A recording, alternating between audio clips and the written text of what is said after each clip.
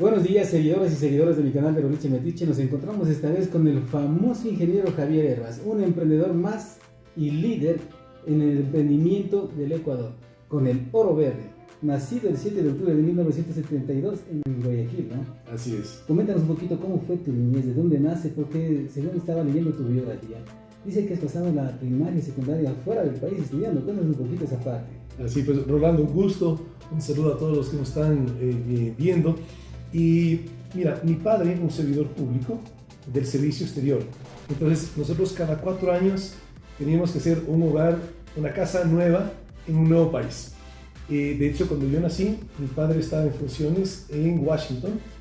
Después, la primaria, el kinder, primero, segundo y tercer grado, yo lo hago en Polonia, en Varsovia. De hecho, el primer año estuve en colegio americano y los otros 3 años en colegio polaco, porque mis padres querían que mi hermana y yo aprendamos polaco. Entonces yo hablaba en ese momento perfecto polaco, todas las clases recibí en polaco.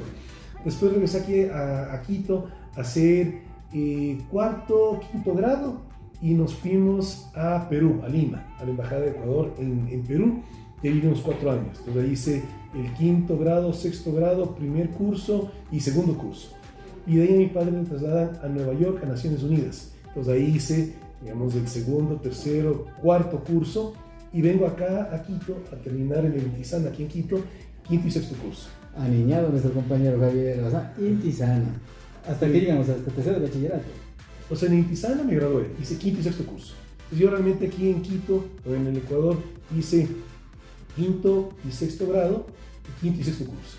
Y de ahí la universidad coincidió que mi padre le trasladan a la Embajada de Ecuador en Colombia, en Bogotá, y esa fue la coincidencia para llegar a estudiar en la Universidad de Colombia, que realmente excelente educación universitaria. ¿Cuál es la diferencia de compartir en la secundaria, primaria, con las diferentes culturas de los países que tú has pisado en las páginas de estudio? Cuéntanos un poquito cómo fue relacionarse, aprender el idioma, qué tan difícil se te hizo toda esa parte. Te digo, algo muy enriquecedor y algo que deberíamos ver en otras culturas. Tú, por ejemplo, ves, se me ocurre ahorita un país, Israel, el que se gradúa del colegio después de hacer su servicio militar, 1 año se recorre en el mundo. Esa experiencia lo que te brinda es mucho aprendizaje. Entonces deberíamos fomentar en nuestra juventud el que vayan y vean otras culturas. Ahora, también Ecuador, hoy en día un problema grave que tenemos en nuestro país, la grave migración que estamos teniendo. Se habla que ya la situación actual superó la cantidad de migrantes que generó el feriado bancario, o sea, una crisis muy grave.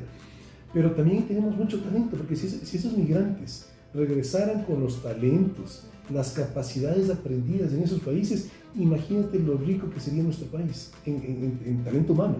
Ya nos vamos con esa fuga de cerebros. Mientras tanto, sigamos en esta parte de acá. ¿Cuántos hermanos conforman la familia, no tu familia de Javier? Mira, yo tengo una hermana mayor, ella vive fuera del país, vive en Estados Unidos, y mis padres, 15 años después, mismo papá, misma mamá, tienen 2 hijas más. Yo tengo 3 hermanas, pero una hermana mayor y con 15 años de diferencia una hermana y con 16 años de diferencia otra hermana. De hecho,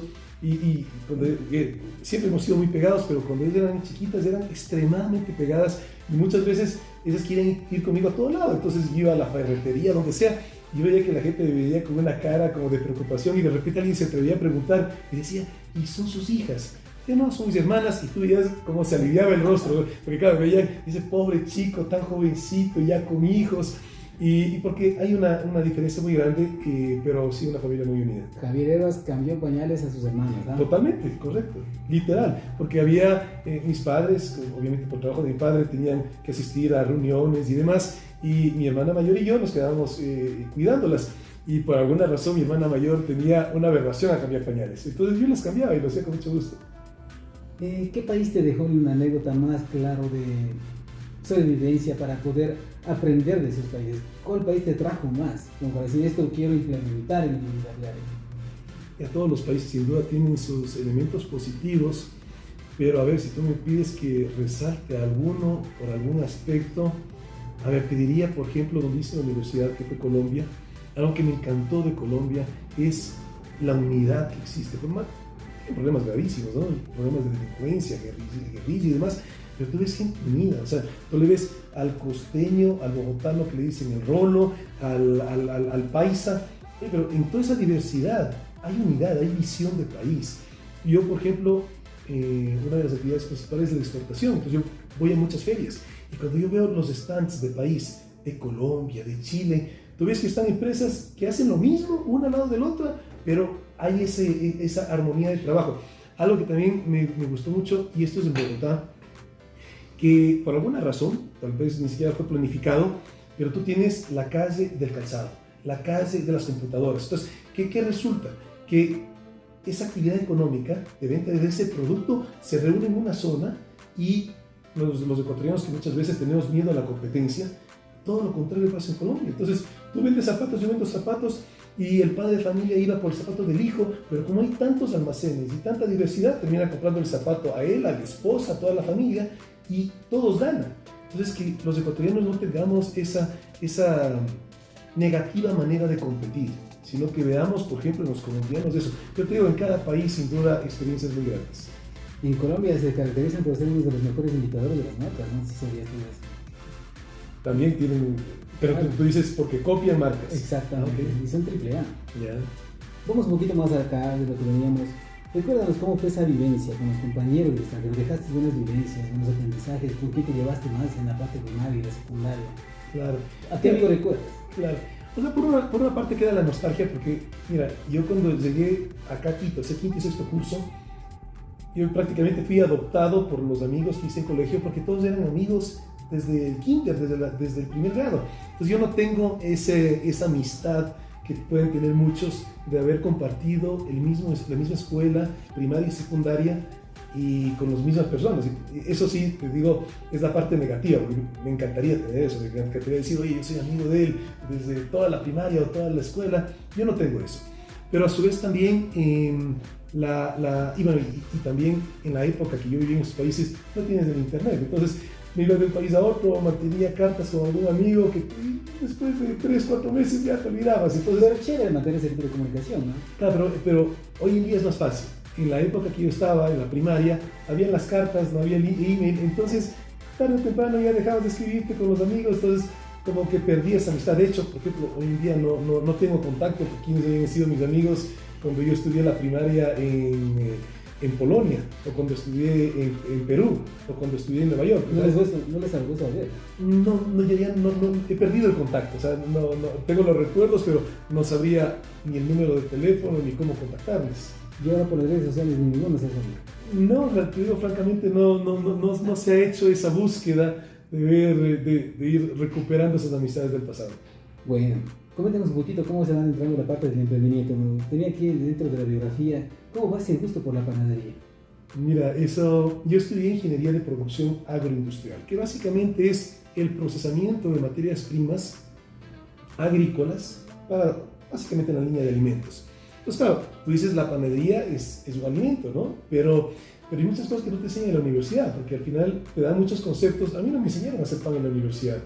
Esto comienza porque yo era empleado de una empresa que exportaba y voy a una feria representándoles a ellos, conozco y me hago amigo de una persona y a raíz de eso montamos en un inicio en conjunto la panadería.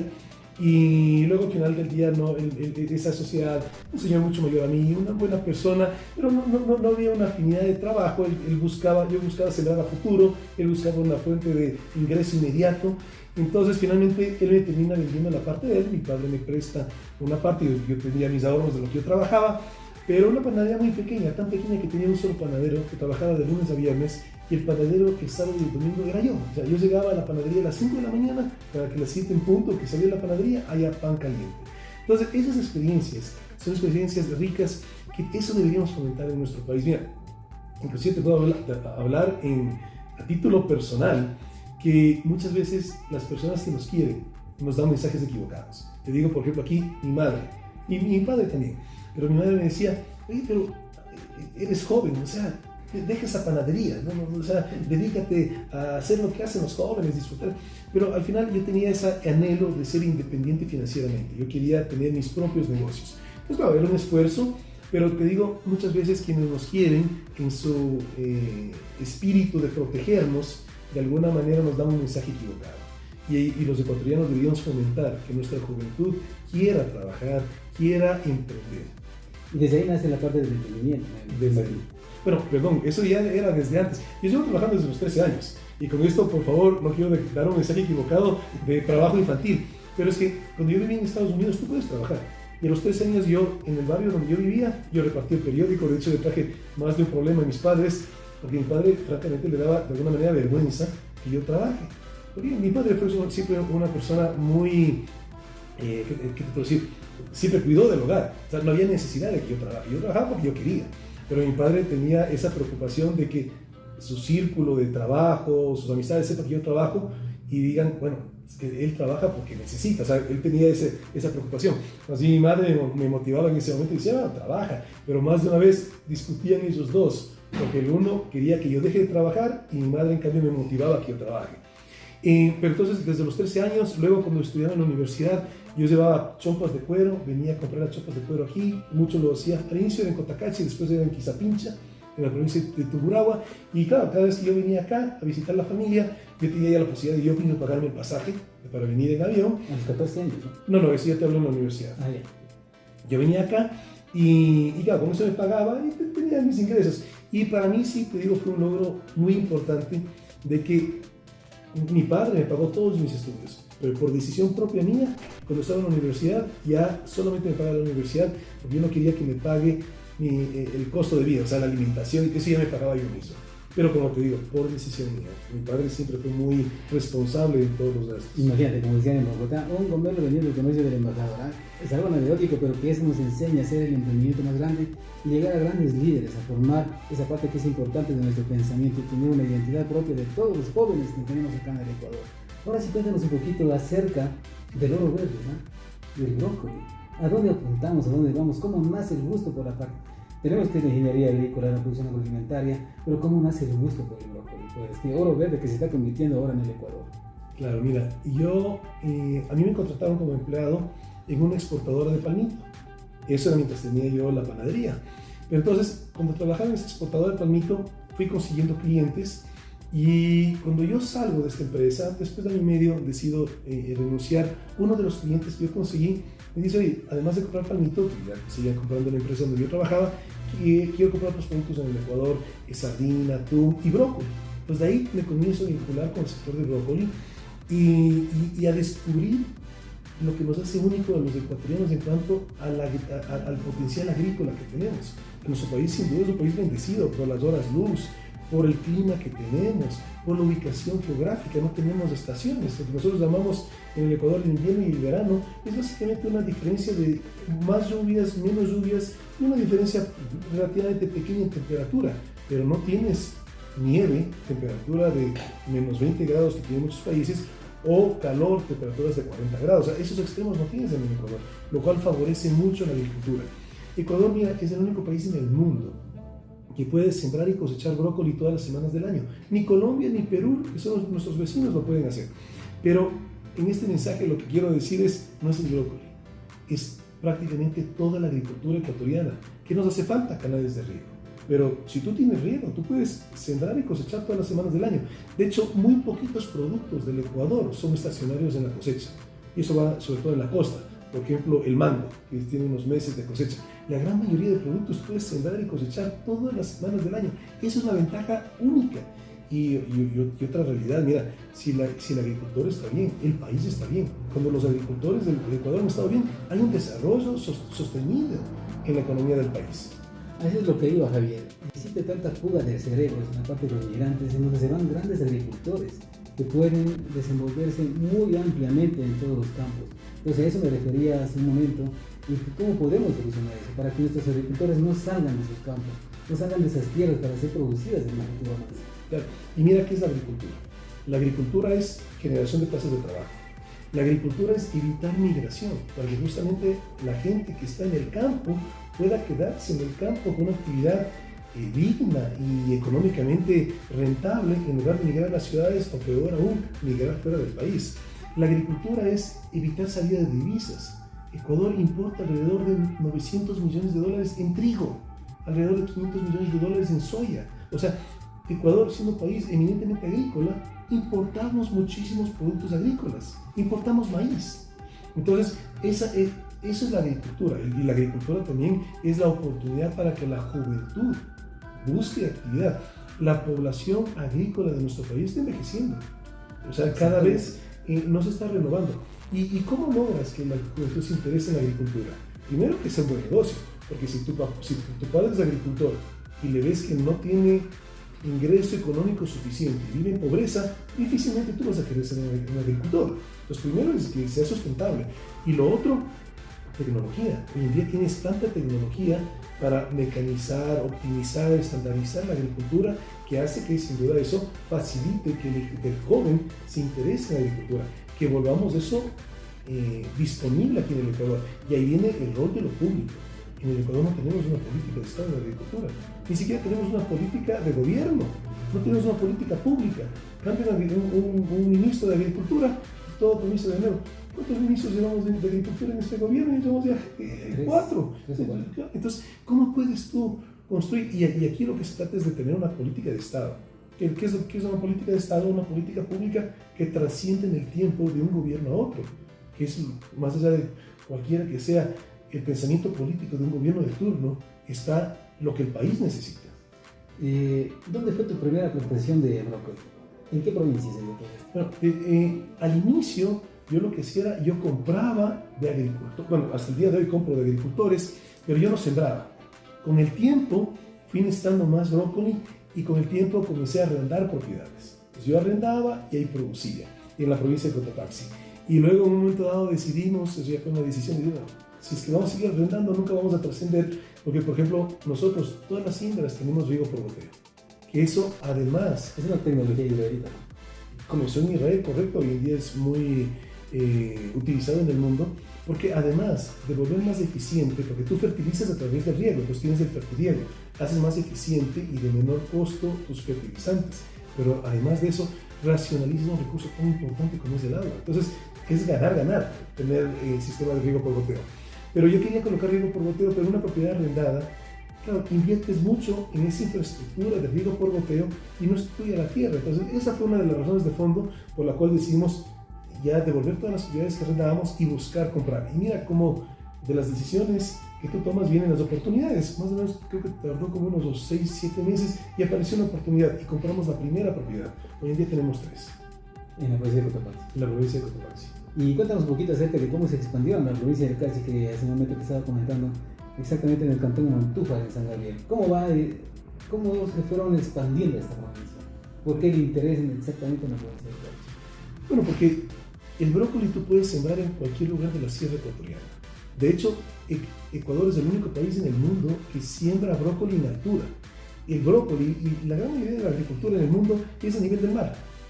El brócoli, en el caso del brócoli, llegas hasta unos 1.200 metros de altura en el caso de México o Guatemala. Pero en el Ecuador comenzamos a 2.700 metros y llegamos hasta 3.300. A esa altura, muchos países no hacen agricultura. Aquí en el Ecuador, a 3.300 metros, estamos sembrando brócoli. Entonces, ¿cuál es la idea de ir a fomentar la siembra de brócoli en el Carchi? Un nuevo polo de desarrollo agrícola. Tienes excelentes tierras. Y mira, normalmente el cultivo de brócoli no es un cultivo fácil. Es un cultivo que es un ciclo muy corto y de alta inversión. O sea, por ejemplo, la papa más o menos te podrá costar por hectárea unos $2.600, pero son 6 meses. En el brócoli son más de $4.500 en solo 3 meses, que si te va mal, perdiste todo eso. Yo no te hablo costo de infraestructura, te hablo solamente de los costos directos de ese lote de siembra. Entonces no es un cultivo fácil, pero le está yendo muy bien a los agricultores que hoy en día están en Carchi, pese que recién comienza. Es en campo abierto, ¿verdad? Es de cielo abierto, correcto. De cielo abierto. Pero nosotros también nosotros vendemos en muchos mercados. Donde más vendemos es Japón, pero nosotros también vendemos al mercado ortodoxo israelita. ¿Y por qué te digo ortodoxo? Porque ahí tienes, ya es un tema dogmático, ¿no es cierto? A través de la religión judía, viene un rabino, que no es cualquier rabino, no es solamente una persona religiosa, sino que es un etimólogo. Si es que él te encuentra un tripo es un insecto que necesitas una lupa de 20 veces de amplificación para entender que es un insecto. Si te encuentra uno de esos, te cancela todo el otro. Entonces, ¿qué es lo que hemos hecho para ese mercado? Hemos construido invernaderos que están herméticamente sellados por el techo, por todo lado, para que no puedan ingresar insectos. Entonces, en ese caso sí tenemos bajo invernadero para Israel. como estamos viendo, es un campo abierto en esta parte de lo que tiene que ver con el oro verde, que yo le llamo al brócoli, porque se va a extender y mucho más acá en el Ecuador, me imagino, en todas las provincias. Y ya para terminar esta charla, ¿cuál es el mensaje para la juventud de hoy? ¿Dónde han presentado esas fallas en el momento de emprender? ¿Tú qué crees que está fallando en el millennial emprendedor? Lo que falla es un acompañamiento de lo público. Tenemos mucho talento en los ecuatorianos como espíritu emprendedor. Somos un país líder en la región en cuanto a emprendimiento. De hecho, resaltamos como país como número 1 en algo positivo. La mujer que más emprende, esto es datos de Naciones Unidas, la mujer que más emprende del país que per cápita más emprende es el Ecuador. O sea, tenemos el talento de gente emprendedora. Tristemente, gran mayoría de ese emprendimiento termina fracasando, y mira lo que son las cosas, no fracasan por su propuesta de valor, o sea, por la idea. Muchos negocios son buenas ideas, buenos negocios, fracasan por factores externos. Tú mencionaste hace rato el tema del acceso a crédito, el tema de capacitación, o sea, porque al final ese acompañamiento es lo que está haciendo falta. Si cuando tú estás emprendiendo, evidentemente no tienes dinero. Si yo emprendí sin tener dinero, comenzando a trabajar con mis ahorros, comencé a tener un capital semilla. Entonces, ¿cómo puedes emprender si no tienes un capital? Entonces, y ahí tiene que ser una política de Estado. Si entendemos que queremos evitar la migración, si entendemos que hay talento en nuestros jóvenes, mujeres y hombres ecuatorianos, entonces acceso a crédito, pero también con acompañamiento en capacitación, porque tú puedes tener, la juventud se caracteriza por el entusiasmo, la pasión, el esfuerzo, pero también por la falta de experiencia. Entonces, ¿cómo complementas esa falta de experiencia con capacitación? Y hoy en día, a través de los tutoriales que tú puedes colocar en el YouTube, tú puedes capacitar fácilmente y masivamente a ese talento en las 24 provincias del Ecuador. Qué chévere saber todo esto, Javier. ¿Qué te caracteriza a ti con la parte obrera, con la parte que te acompaña en todo este tipo de emprendimientos que es el brócoli? ¿Cómo llegar a ser ese gran líder, en donde es el jefe y amigo a la vez? ¿Cómo has logrado empaparte todo eso con la gente que te acompaña a ti a diario?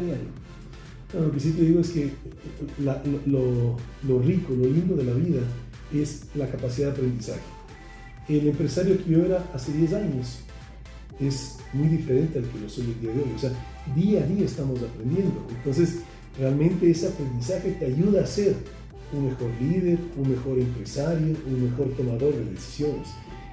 Por lo tanto, no, y aquí sí quisiera dejar un mensaje, no tengamos miedo al fracaso, porque si ese fracaso tú lo conviertes en aprendizaje, es una ganancia. De tal manera que si fracasaste en un emprendimiento, tienes algo más que te hace mejor de lo que fuiste antes de emprender. Por lo tanto, en el siguiente emprendimiento, muy probablemente te va a ir mejor. Entonces, uno está mejorando día a día. Hoy en día estoy involucrado en la parte política, que tienes que ser un buen vocero. Bueno, un buen vocero es día a día, o sea, cada día uno se esfuerza en convertirse en un mejor vocero. Yo llevo 2 años en la política, no vengo de familia de empresarios como tampoco vengo de familia de políticos. Yo no tuve un mentor político, pero cuando hay la necesidad, aflora también la creatividad y el esfuerzo para complementar esa ausencia de experiencia con búsqueda de capacitación. Y ya para finalizar este conversatorio, este podcast, el último mensaje para la juventud, para que comiencen a emprender y no se desanimen, porque como tú lo dijiste hace un momento, somos catalogados como los mejores emprendedores, casi a nivel mundial, pero somos los que más fracasamos en el camino. Entonces, ¿cuál es ese mensaje para poner esa berraquera, como dirían, ese ñeque emprendedor a todos los jóvenes que nos están escuchando? Bueno, chicas y chicos, tenemos un país maravilloso. Se lo está diciendo alguien que arrancó desde cero, desde la idea, que no ha heredado nada. Hoy en día puedo dar trabajo trabajo directo. Hay ya casi 500 mujeres y hombres de aquí del país y seguimos creciendo. No nos olvidemos de eso. Tenemos un país bendecido y también tenemos gente muy capaz y tenemos talento en nuestras mujeres y hombres ecuatorianos que más allá de cuál sea el estrato social, que más allá de que si es que son universitarios, bachilleres o no han pasado por la educación básica, tenemos inteligencia emocional los ecuatorianos. Tenemos, o sea, más allá de la educación que cada uno de nosotros tenga, hay talento en las mujeres y los hombres ecuatorianos, somos gente de bien. Y algo que sin duda me mantiene siempre motivado en la política, es lo que te voy a decir, estoy convencido, que los ecuatorianos buenos, sanos y trabajadores sí somos la mayoría. Por lo tanto, dejemos el talento en el Ecuador, esforcémonos de aquí. Migrar es extremadamente duro, ¿no? Porque muchas veces se piensa que porque aquí está difícil, migremos y iba a ser fácil. No solo que es muy difícil, sino que te conviertes en una población vulnerable. Te van a pagar menos, te van a extorsionar y si en un momento dado te deportan, perdiste todo lo que hiciste. Y sin decir los problemas sociales, ¿no? Se fracturan familias, niños criándose con abuelitas, cada vez más acceso de la droga, de nuestra juventud a la droga. Entonces, cuidemos nuestra familia, dejando ese esfuerzo aquí en el Ecuador. ¿Cómo somos como padre, como esposo? Bueno, te digo, yo también he tenido mis aprendizajes. Yo estoy casado con mi esposa, con Anastasia. Tengo a Mateo de 8 años y Elena de 5. Yo tengo 5 hijos. Yo tengo 2 divorcios y te puedo decir con franqueza que primera vez en mi vida que realmente he estado enamorado. O sea, mira, y mis 2 ex esposas, muy buenas mujeres, pero por esa, ¿qué puedo decir?, falta de experiencia, personas muy diferentes. O sea, no fue un error divorciarnos, el error fue habernos casado. Entonces también un mensaje a la juventud que tratemos de vivir también más la vida. Yo en mi caso te decía, me dediqué mucho a trabajar y entonces la cantidad de enamoradas que tuve tal vez no fueron tantas y también por alguna razón a veces uno se pone paradigmas. Para mí la política ha sido también romper muchos paradigmas. Yo en algún momento dado en mi niñez, no sé por qué me entró la idea de que si yo duraba más de 30 días con una enamorada, esa sería la mujer de mi vida. Y es algo absurdo, pero mira, ese absurdo era muy vigente para mí en ese momento. Entonces, de ahí viene lo importante de que día a día somos personas más sabias. No hay personas malas, hay personas buenas. Lo que hay personas que con falta de sabiduría. Y la sabiduría es la mezcla de las experiencias llevadas de manera grata. O sea, quítale la emoción, la parte negativa y quédate con el aprendizaje. Entonces, te digo, adoro a mis hijos, adoro a mi esposa, pero también ha sido un camino de aprendizaje, también inclusive en lo personal. Seguidoras y seguidores de mi canal de Boliche Metiche, hemos estado aquí con el conversatorio con Javier Herbas, un agricultor más y emprendedor que ha surgido y ha sido un gran líder con todas sus empresas.